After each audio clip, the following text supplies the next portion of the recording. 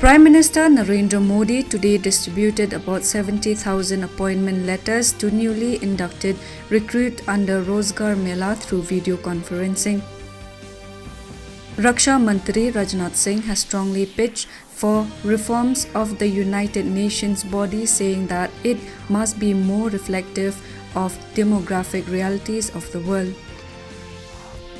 Minister of State for Electronics and IT Rajiv Chandrasekhar has said that it is an outright lie by former CEO of Twitter, Jack Dorsey, to claim that India has threatened to shut down Twitter. Union Home Minister Amit Shah will chair a meeting in New Delhi this evening to review preparedness for impending cyclone Biparjoy in Arabian Sea. Chief Minister Shivraj Singh Chauhan will deposit an amount of 6,423 crore rupees in the farmers' account along with the Defence Minister at the Kisan Kalyan Mahakumbh being held at Mohanpura Dam.